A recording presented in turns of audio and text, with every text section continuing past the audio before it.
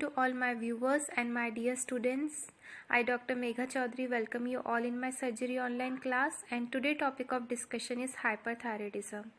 As we all know, thyroid gland is present in the neck. It is a butterfly-shaped endocrinal gland enclosed by pretracheal fascia, and it has two lobes, right and left, joined by isthmus, which is in front of second, third and fourth tracheal rings. It weighs about 20 to 25 gram. Thyroid gland secretes hormones T3 and T4. Hypothyroidism is hyperactivity of the thyroid gland with sustained increase in synthesis and release of thyroid hormones T3 and T4. So the release will go on, the secretion will go on, and there will be excess of T3 and T4. There are two types of thyroidism, primary and secondary. In primary hyperthyroidism, the TRH and TSH level are low, but there is excess secretion of T3, T4. Whereas in secondary hyperthyroidism, there is excess of TRH and TCH, that is thyroid stimulating hormone, and in response there is excess of T3 and T4 hormones secretion. Thyroid gland helps in maintenance of heart rate, respiratory rate, and speeds up the metabolism process. It also secretes calcitonin that reduces blood calcium concentration and decreases the reabsorption of calcium and phosphorus from bones to blood. Thus, calcitonin tones down serum calcium levels. T4 hormones get converted into T3 hormone that speeds up cells' basal metabolic rate. So, the fats and sugars get breakdown and the more energy burns, and there is more production of proteins that increases the cardiac output and stimulates bone reabsorption and activates sympathetic activity.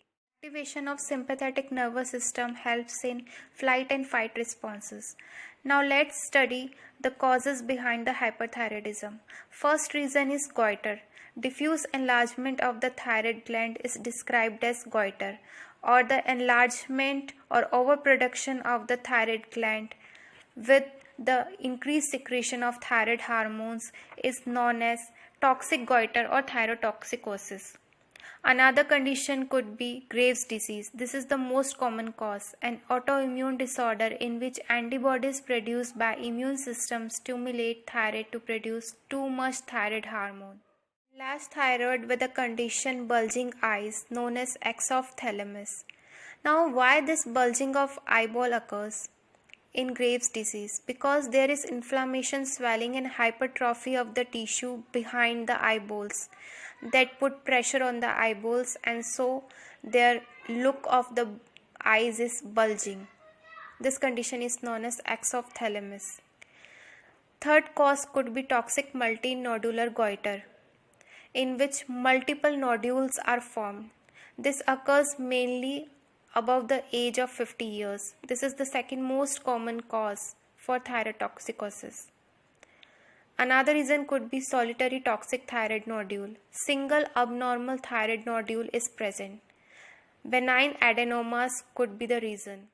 Adenomas, tumors present in the thyroid gland or the enlargement of the thyroid gland cause excess of T3 and T4 stimulation or secretions. Another reason could be Jord-Basedow syndrome, iodine-induced thyrotoxicosis. This develops after iodine deficient when person gets heavy dose of iodine. Then another reason can be neonatal hyperthyroidism when the immunoglobulins crosses the placenta. Then the last reason can be self-limiting, a viral infection known as Decuir-Van's thyroiditis. It has a presenting complaints like fever, neck pain, tenderness, dysphagia, hyperthyroidism, and this viral infection manifests into the hyperthyroid phase, then hypothyroid phase, and lastly to thyroid normal phase. Now let's come to the clinical features.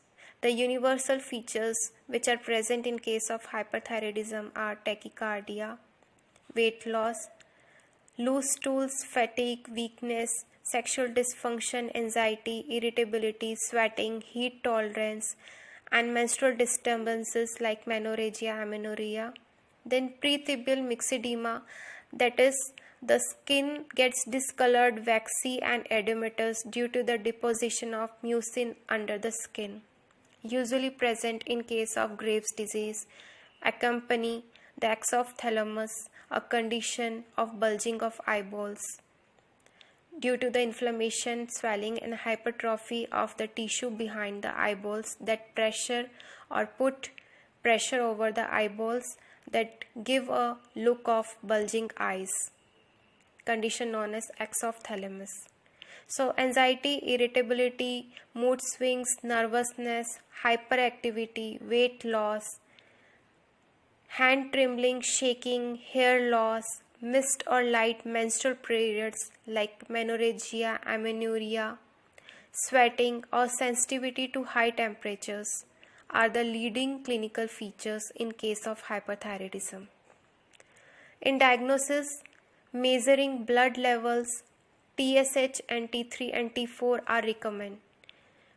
In case of primary hyperthyroidism, TSH is low but T3 and T4 are high. But in case of secondary hyperthyroidism, there is increased TSH along with T3 and T4. Other investigations include thyroid scan and radioactive iodine uptake test.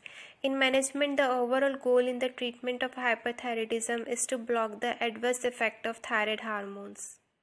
In treatment, drug therapy is given. Antithyroid drugs like propylthiouracil, methimazole inhibits the synthesis of thyroid hormones and blocks conversion of T4 to T3. Besides this, if any adenoma or tumor is present, then surgery is done to remove them.